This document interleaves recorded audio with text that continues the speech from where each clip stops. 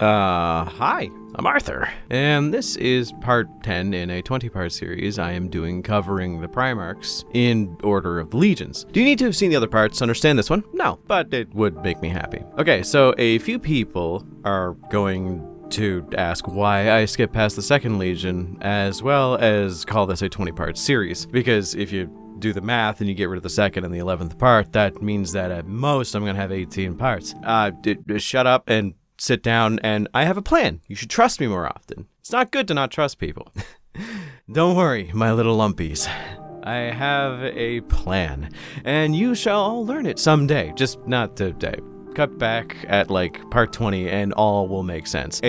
I can guarantee you it's not nearly as complicated as you think it's going to be. If you are a 40k fan of more or less any depth, then at some point in your existence you have thought to yourself, hey yo, what happened to those two Primarchs? And the answer is kind of all over the goddamn place, because the two missing Primarchs as well as the two missing legions have so many different thought processes around them. So for one, what is the main theory and the information we can confirm? Okay, we know to some degree that they were struck from record, and if anyone brings them up unless they are a Primarch, they usually get dead, usually pretty quickly and psychically from an unseen force that's been spying on them since the day they were born. I know the general theory is that it's because they are disgraced, but I think it's time to interject a new theory into that. I think it might just be because that's how the Emperor deals with these kinds of things, as the Chaos-corrupted legions didn't get struck from the record nearly as harshly as the two lost Primarchs. So it's probably because that's just how the Emperor dealt with traitors, losers, or dead Primarchs, instead of just what we did with the traitor Primarchs and their legions. Likely in a way to show that the Primarchs are invincible to the Great Crusade that he was planning, instead of allowing them to die in front of the people that he's trying to govern, you know? Though there is the betrayal angle that comes with these things, so that still is possible. I'm just saying that it's not nearly as extreme as you think it is. So with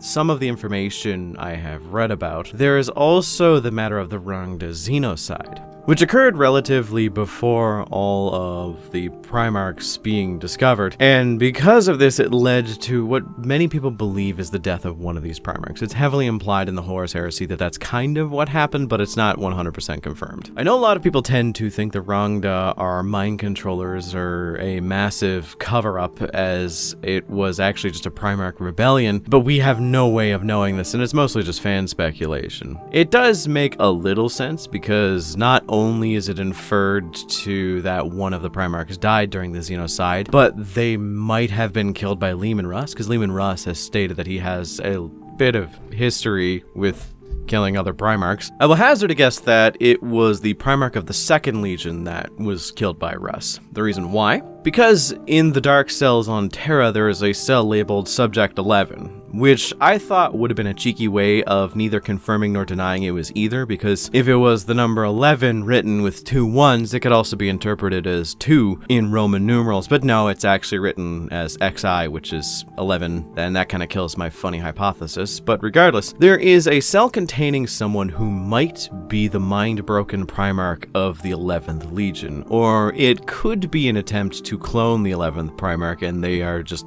kept in there for unknown purposes. You know, when Terra gets assailed for the final time and there is no hope, you might as well just let everything out and let shit sort itself out, you know? But yeah, there are a lot of theories out there, like the Rangdan were the Crave, and they had mind-controlling powers that could control Primarchs if they were like super strong, because there is a precedent in the past of Super Xenos being able to pretty much manhandle normal Space Marines, like the Howling with the Cacodominus and so on. And it had to have been such a severe threat that the Dark Angels and the Space Wolves as an entire legion were sent after them to destroy it. So there are a lot of different ways of looking at it. I know that theoretically how Gene Seed works, there are still elements of the two legions around, as the remnants of their legion were put into, I believe, the Imperial Fists as well as the Ultramarines, which likely means that they had an incredibly stable Gene Seed with very little deviation or mutation to it, so they couldn't really be picked up up out of a line. And because of how Space Marines technically reproduce, with the gene seed being extracted from a corpse and then being placed into a new Marine, and then upon their death, that gene seed is extracted again, that means theoretically the gene seed from that legion is still technically around if it has been recovered. Now, they could have been wiped out entirely and then just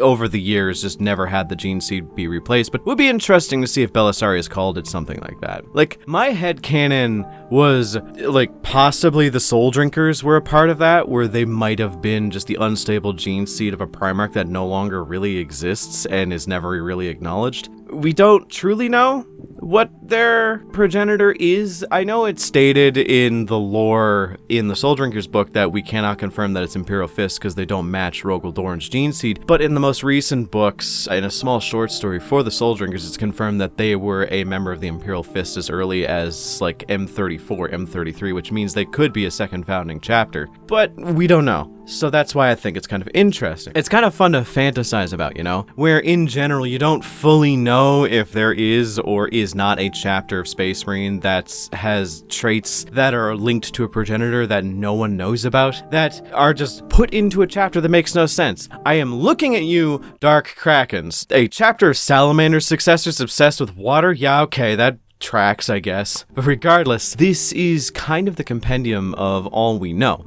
In short, these are all the most obvious theories we have about the Lost Primarchs, and I think that's interesting. Now, I'm gonna give my hot take here, because I know a lot of people would disagree with me, especially because of aspects of this research that I do. I tend to watch a lot of other YouTubers' videos to kind of confirm ideas that I might be shaky on to see if they have found citations and sources that I might not know. And a lot of other lore tubers who play the tabletop agree that the Primarchs that have been lost should come back, and I disagree. I think that the Lost Primarch should stay gone forever. And my answer really isn't that nuanced. It is simply put, just creativity in a box is kind of how 40k has existed and subsisted up to this point. You are given this idea that there are 20 Primarchs and over 1,000 chapters and unfathomable amounts of chaos warbands that you could look into. So with that kind of blueprint of this is how a Space Marine is supposed to be built, you can inject whatever flavor you want into it. Say you don't like any of the chapters or legions on display, you can actually just make your own, and that's kind of the fun part of it. It is the creative aspect of unlimited freedom, but placing it in this kind of open-ended box that is, you can make a Space Marine chapter that has to follow these guidelines. Same with Primarchs. If you want to say that your chapter, your fan chapter, is a successor of the original Lost Primarch, then who's to say no? Except for some nerd that you're playing with who's a bit too sweaty and plays Blood Angels. I swear it's always Blood Angels players, I don't know why. But I don't have a problem with this, and I think even further than that, I think it's a good thing, because having people create more fan content is better than having people create less, you know what I mean? With all that being said, I know a lot of people say that the story of the Primarchs, especially the lost ones, doesn't really fit this criteria anymore, because all the chapters have been discovered. People show that their preferences are, I just want to play the chapters that are on display, and if I want to make something, I'll make something, and whatever. But I disagree. It defeats the purpose of what original Warhammer was, and I'm not someone who's so conservative with my ideals about the hobby that I think that we should always kind of base our template off of Rogue Trader, because after starting reading that book, holy shit, that's wild. But I think that people are too uppity about how things should be creative. I think just the act of being creative in this fan base should be applauded, because I'm kind of an idiot. I just read the lore and explain it off to all of you, and that's how I get my creative expressive needs out. But people being able to creatively express themselves in a way where all of their ideas are put into this chapter that they put all this effort into, I find is way more endearing than anything I could ever put out there. Now, say what you want, I still think that my favorite video I've ever put out was either the Marauders video or the video on the Promethean Kings, where I just gaslight my entire audience into thinking that something's real. By the way, please go watch the Promethean Kings video. That is probably one of my favorite jokes I've ever told before. But I think that creativity and having a creative outlet, especially in this hobby, is a very important aspect to the hobby, as it gives us a place to unite. Everybody can be like, oh yeah, I made a successor chapter of the Imperial Fists, and this successor chapter is based around this gimmick, and then someone else with completely different beliefs and ideals can be like, oh, I did something similar, here's my chapter. And regardless of what your views are above the game, you can unite under that. And I think that solidarity through that kind of creative purpose is one of the most wholesome things about 40k, as weird as it is. I think trying to state if the Primarchs should come back, or trying to state that the Primarchs shouldn't come back, even though I said where my opinions firmly lie, I think it's just a moot point. It doesn't matter. It's an anachronism. It's not really an important point to make, because if you think so or if you think not, I think that what matters is the discussion and the creative parts of talking about it.